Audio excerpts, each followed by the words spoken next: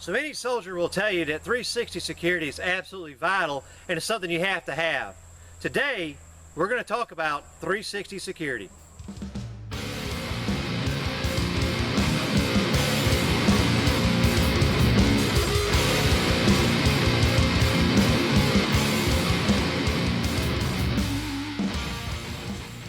Hello, my name is Arthur and I'm the founder and CEO of Tackleberry Solutions.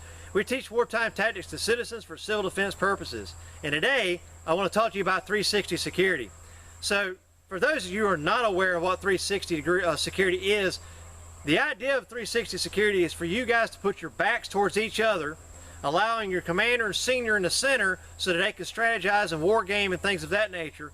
But the main reason is if everybody's facing out at a 360 degrees, they've always got your 12, 6, 9, and 3, well, that way they'll never get surprised.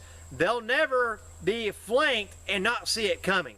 The idea is to prevent you from being overran by an enemy force. 360 is not just something you do while on the ground and dismounted, and this is not something you only do in the woods. 360 is something that you do even in a building. Believe it or not, if you look at our close quarter combat, and you go to start studying close quarter combat, you're going to realize that, holy crap, in urban operations, there's a lot of stuff in here that looks just like infantry tactics as well as it is. It's just been modified for an urban environment. You're still holding 360, you're still forming the L, they just call it points of dominance now. So there's a lot of things you'll see that are exactly the same. Now, so being able to understand and maintain 360 is very important, and it's even something you do in convoy operations, and that is where we're going to focus today. Because I want to tell you how important it is. I'm going to show you how important 360 degrees is with a real-life, no-kidding event that actually transpired and happened. So what had happened is an overeager commander had pushed across the border and captured a small area, and hoping to penetrate further into the countryside, he sent out his reconnaissance platoon, a small 4-truck convoy, to actually try to clear a route for his tanks to make further penetration into the countryside. In order to do that, they had to do what's known as bridge classification. So when they came to a bridge, they had to stop and identify the bridge and figure out whether or not it was structurally sound enough to drive a tank across.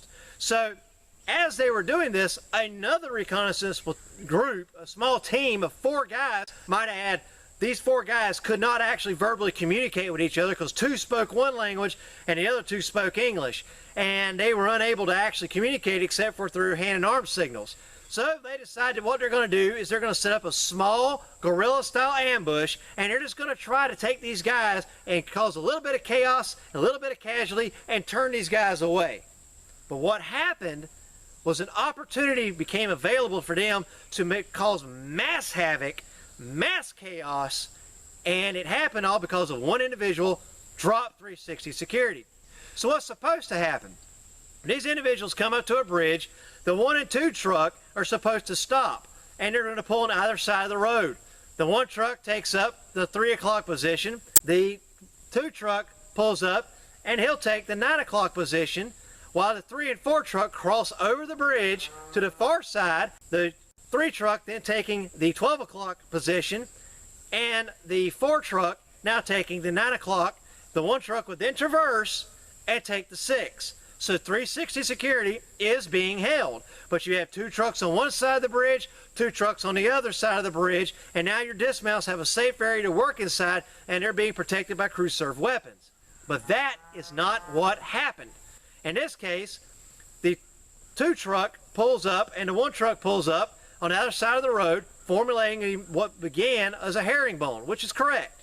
The other 2 trucks crossed over the bridge and began to set the other end of the herringbone on the opposite side, pulling far side security.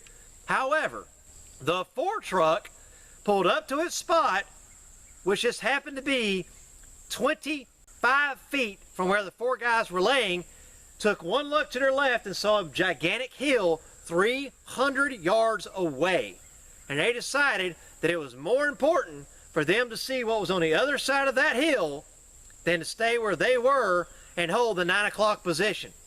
So they backed the truck up, drove up the road and on top of the hill and put their backs to the rest of the platoon, now pulling up the 9 o'clock position. Now, the gunner of vehicle number 3 that was taking the 12 o'clock then decided to orientate to the 3 o'clock position, putting his back to the now attackers that were just on the other side of the road. The door was open because 360 security had been dropped. The door was now open. These 4 individuals, only armed with 2 rifles and 2 pistols, took that truck and killed everyone inside of it. They then confiscated the truck by throwing dead bodies out, jumping in it, and driving away as the gunner jumped up on the crew-served weapon, traversed the truck, and engaged the other 2 trucks on the far side of the bridge, disabling both those trucks and killing their gunners. He also was able to engage and kill dismounts on the bridge that were conducting the classification of the bridge. They then traversed and engaged the back of the 4 vehicle that was at the top of the hill 300 yards away. Also, while the now acting truck commander was also engaging that truck with a stolen, now freshly acquired enemy AK-47. End result, they had over 70% casualties, 3 trucks completely disabled and destroyed, one in which, as they were driving past, the gunner just happened to toss a nice little hand grenade right into the gunner's turret of the number 4 vehicle, completely blowing it all to pieces. Furthermore, the commander, who from what we could tell is the only one that wasn't hit, how I don't know, was utterly shocked and left standing there in the middle of the road with "I can't believe this is happening" look all over his face. He now had 0 transportation, several wounded, and even more dead, and in a hostile territory. Basically, he was up the creek without a paddle. Now, what else happened? These attackers, because they were willing to change with METTC, and because they were able to steal a truck, now had a crew-served weapon, an RPG with numerous rockets, hand grenades, 4 AK-47s, a couple pistols, and plenty of ammunition to go around.